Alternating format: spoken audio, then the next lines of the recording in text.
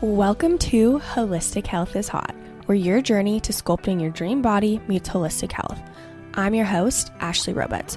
Here, we're going to chat about mindset hacks that have completely transformed my life and dive deep into nutrition and movement that will help transform yours.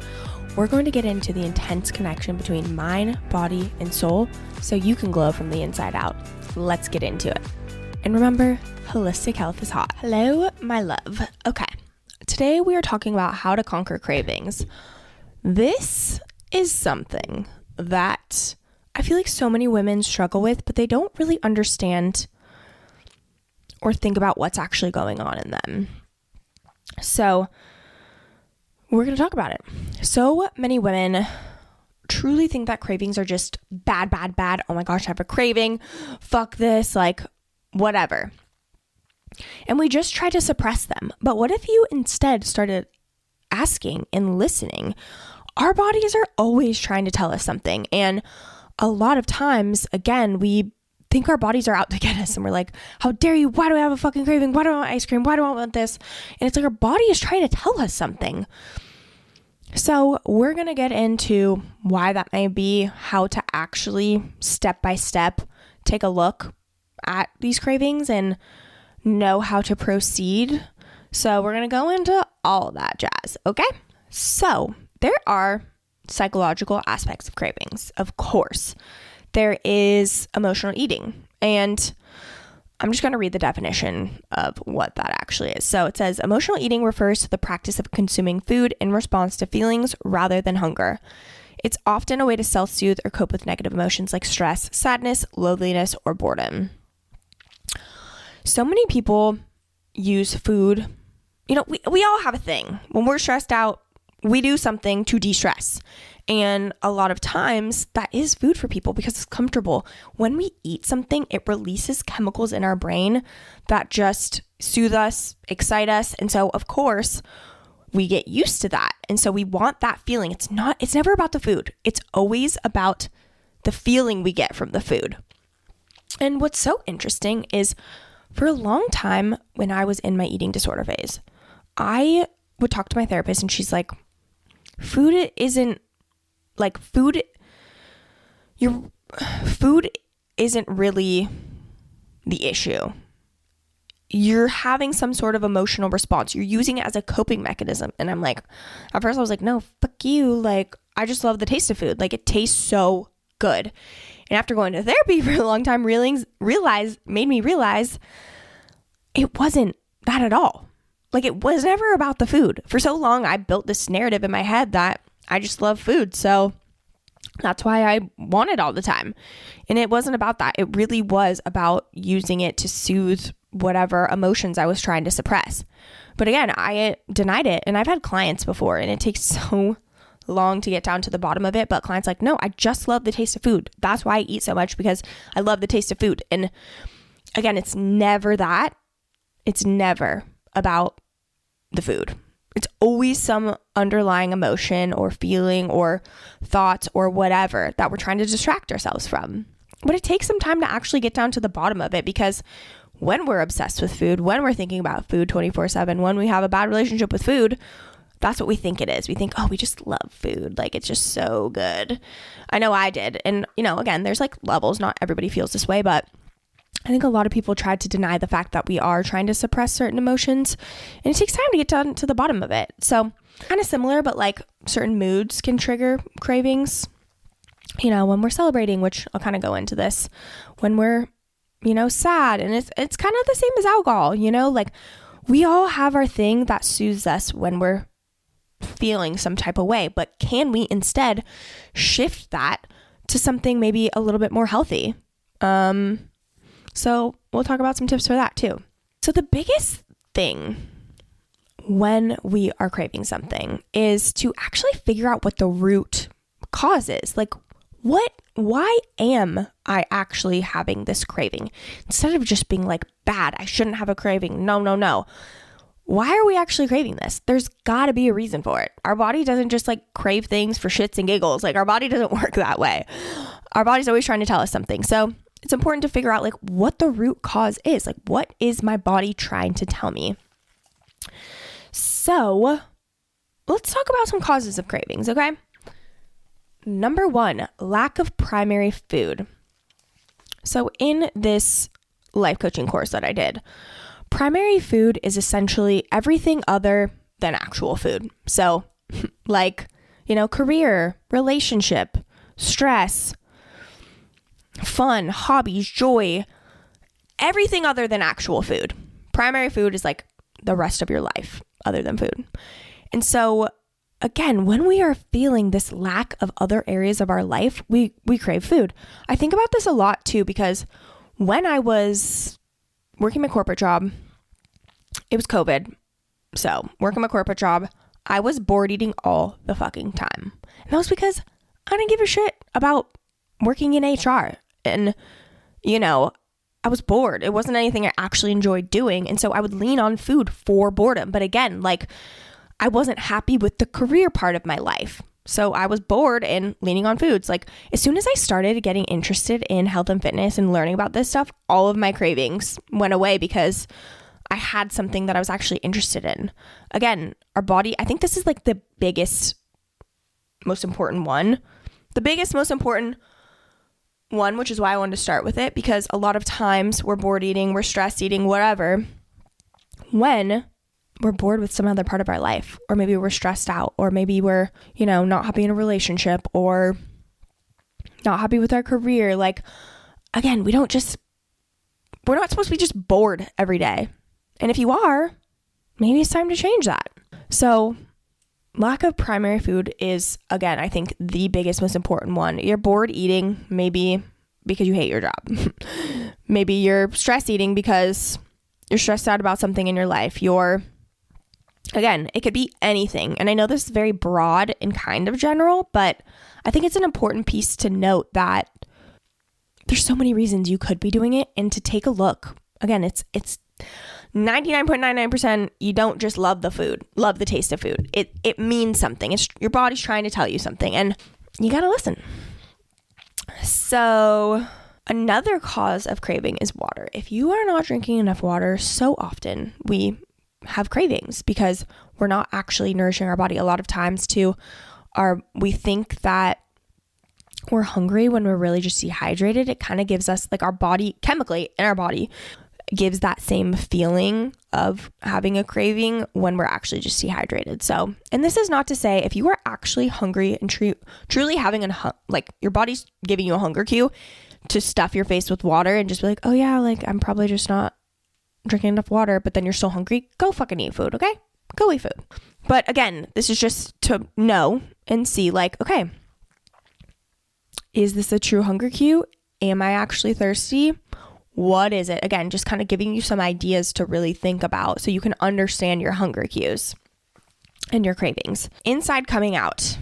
I don't really know why they called it this. It doesn't really make sense to me, but anyways, it just essentially means you're having a craving based on maybe something nostalgic. So it could be something you ate as a child. Maybe Twinkies are really nostalgic to you. So every time you eat a Twinkie, it gives you that feeling of a positive experience as a child. And so again, our body, we're always trying to be in equilibrium. And if we're feeling stressed out or anxious, maybe a Twinkie was something that, made you feel really good when you were a child and soothed you as your child. So you crave that because you're trying to, again, you're not craving the actual food, you're craving the feeling that food gives you. And so just again, things to note. I'm trying to think of an example. I feel like I think a comfort food for me is popcorn. I don't necessarily remember it from childhood. I've always loved popcorn though. And that's one of those foods that I don't eat when I'm hungry. I'm craving it because it's giving me this feeling of relaxation. And I don't know, I feel always, maybe this isn't, God, these are always therapy sessions. I really have to think back about what it actually means. But I think as a child, I loved going to the movies. But I loved the movie, but I loved the popcorn part more. And that just nostalgic feeling of going to the movies and eating popcorn. I still, to this day, I cannot go to the movies and not eat popcorn. It literally feels so boring to me. I want nothing to do with it. I have to have popcorn. It's one of those things. And so I feel now when I am really tired, I notice. Or when it's really like gloomy, and like the combination of being like gloomy outside and me really tired, I'm like, I want popcorn. Like, again, I don't really crave popcorn in the summertime. It's really like a winter cold, want to like feel warm and cozy type of a vibe. But again, it's not about the popcorn. It's about the feeling that the popcorn is giving me. It's reminding me of that nostalgic, going to the movie as a kid and getting popcorn and like just being all cozy. So just again, another kind of way, another cause of craving, because I don't typically get cravings. I do crave chocolate, but that kind of goes into a different one that I'll tell you about in a sec. Another craving is seasonal. Christmas rolls around. Everyone's making cookies. And it's that feeling of, well, because even for me, I do this too. My Aunt Barb makes the best fucking chocolate chip cookies. This is literally the only time I will ever stray away to actually eat dairy, because I haven't eaten dairy, well, besides my Aunt Barb's cookies. Like, I literally don't eat dairy. She's the only exception of these cookies. I can't. They are so fucking good. But I only have them Thanksgiving and Christmas. And I also feel like too, again, it's the seasonal of like, ooh, like it's the feeling of Christmas time and it's so fun and I want to eat cookies and I want to make cookies and I want my house to smell like cookies. And again, it's like, it's all attached to these feelings. All of these kind of causes of cravings are all about the feeling it gives you, not the actual food itself. And don't get me wrong, my Aunt Barb's cookies are so fucking fire, but I think it's more about the seasonal aspect of it. I'm trying to think of what else. I don't know. I just think about like, summer. I don't crave as many sweets during summer as I do during the holiday season, because like, ooh, holiday time, like want to have fun and feel cozy and, enjoy the holidays. And so again, cravings come. I don't have craving. Okay. I know I'm not the only one. I don't crave those sugar cookies from Christmas time in the middle of summer. Like it's not it. It's not happening for me. I feel like I know I'm not alone in this, right? Like we're not craving these gingerbread cookies in the middle of summer, right? Like, I don't know. That just doesn't sound good. It doesn't hit. But again, like this type of craving comes from the different seasons. And again, like all of these causes of cravings can overlap. Like for me, I'm not going to crave popcorn in the summer, really. It's more of like a winter cozy vibe for me. Kind of same with hot chocolate. Like I don't want to eat hot chocolate in the middle of summer, but I'll kind of crave it in winter because it's cozy and I don't know, it just makes sense. And I'm not saying, we'll kind of go into this more at the end, but I'm not saying you can't have these things. I just want you to start taking a look deeper and be like, why do I have these cravings? Where are these coming from? So you can just start to understand yourself a little bit better and stop hating and being so negative about yourself when you have these cravings. Next is lack of nutrients. If you're undernourishing yourself, your body will tell you. And it comes out in the form of cravings so often. Like I know when I was in my deep binging phase of my life, I was not eating enough food throughout the day. And so I was craving all these foods. But it was because I was undernourishing myself. I wasn't eating enough food. And so your body is trying to help you. And so it's always leading you in the right direction. And even though, I had these cravings and I was binging, it's because my body was like, bro, I'm fucking starving. I need food. And so I binged. And so again, it's like always trying to be in balance. When I'm like under eating, I will binge. And I did that for so long. But if I would have just eaten balanced meals like I do now, I have zero binging. Again, I'm not saying, I'll never binge again. Like probably the thing I binge the most on is popcorn because I have that craving and I like that feeling of the nostalgic feeling. And so I binge a little bit on popcorn, but like, I don't really care because I don't do it all the time. It's every once in a while. And I feel okay about eating a large amount of popcorn if I need to. But again, your body's trying to be in balance. It's always trying to tell you something. This kind of reminds me of chocolate.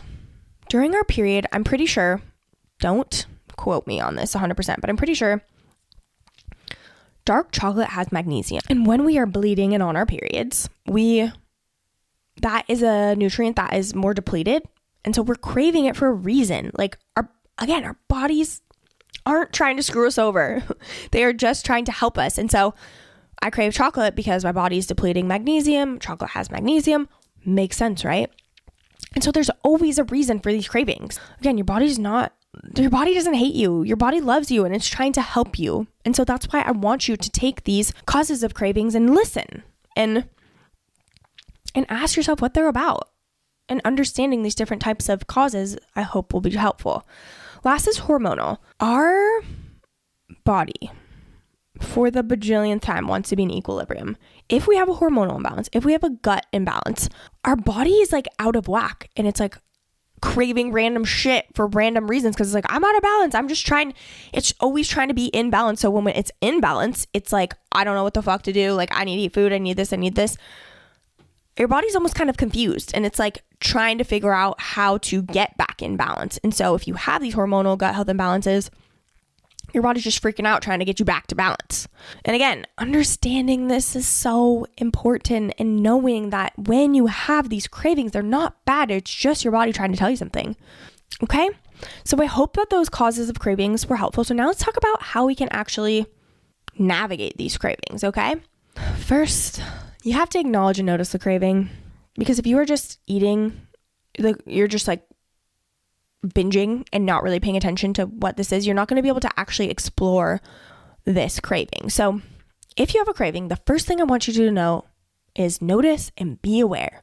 And this is actually the hardest part because you have to be able to pause. You have to be self-aware enough to pause before you actually act on the craving.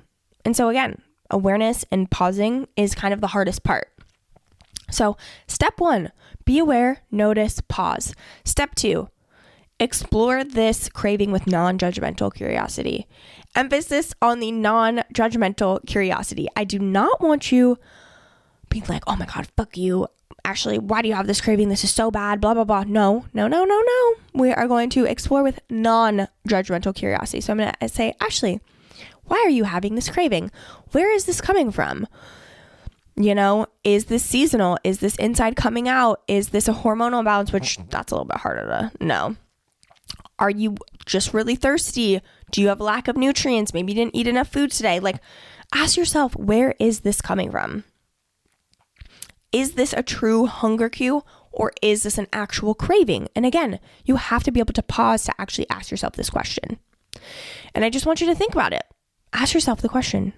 It's not complicated, but just ask yourself, take 5 seconds before you act on the craving to just ask yourself, is this a hunger cue or is this a craving? If it's a hunger cue, go eat, sister. If it's not, we'll get to the next part. The last step is to proceed from a place of empowerment, whether it's a hunger cue or it's a craving. Whether you give in and eat the craving or not, we're going to feel okay with that. We choose and we move on with our life. The thing that really affects us is when we are like, okay, where's this craving coming from? Oh, I'm not actually hungry. I'm just craving popcorn because I want to eat it. Okay. And if I decide to eat it, I'm just going to feel okay about it and I'm going to move on with my life. What I'm not going to do is I'm not going to eat the popcorn, decide that I'm going to eat the popcorn, and then feel guilty about it. That is not helping you in any way. Okay? So you're going to decide, make a decision. Maybe it is a hunger cue. Great. Go eat the food. Maybe it's a craving. Okay. I decided I'm really just thirsty. I'm going to have some water. Cool. Decision made. Okay. Maybe it is a craving and I want chocolate. I know I want chocolate and I'm going to eat the chocolate. Great. Do that. And it's fine. Whatever you decide is totally fine. So again, the biggest thing is to proceed from a place of empowerment. Make your decision, move on with your life, because feeling guilty about the food that you eat is not doing anything for you. But the more you are able to notice and recognize these hunger cues and cravings, and it's just going to make it so much easier for you to actually make a decision that you feel okay about. Because when we just like have a craving, act on it, then after the fact, we think about like, was this a craving? Why was that? It's not going to make you feel very good. So if you can make that decision, think about it ahead of time. You're going to feel so much better about your decisions because you made a conscious decision, and it's not just a decision based off of a habit or your subconscious or whatever. Again, just to review, notice, ask yourself where it's coming from, proceed from a place of empowerment. It is 3 simple steps, and I know you can do it. It's going to take practice. It's not going to be something you just get and magically, okay, no more cravings or whatever, but it's important to notice, figure out where it's coming from so you can act in a way that you feel good about, okay?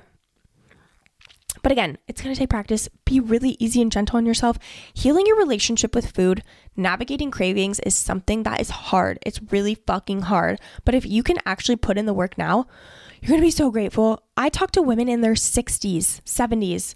Okay, maybe not 70s. I haven't talked to anyone about it, but I'm sure you can go your whole life with having a bad relationship with food, and it consumes your mind. So do yourself a favor and focus on it now. Practice it now so then you can impact the people around you, impact your children, their children's children, and all of the above, okay? So practice this 3-step process.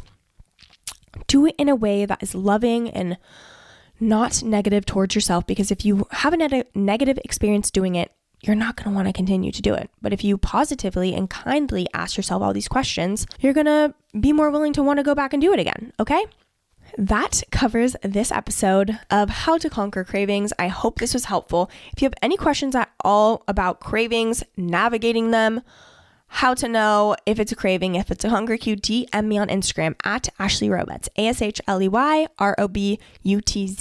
And if you really, really struggle with your relationship with food, the best piece of advice I can give you is hire a coach, whether that's me, whether that's someone else. Hire a damn coach. I wish that while I was struggling with my relationship with food that I knew coaches existed, because I 1000% would have invested, because it's hard to do it on your own. I'm not going to lie. It took me so fucking long. I wish I would have had a coach to just fast track my journey. So yeah, message me. I will also put the application to my coaching program in the description, but I had an amazing time chatting with you, and I hope this was helpful, and let me know if you have any questions. Catch you on the next one.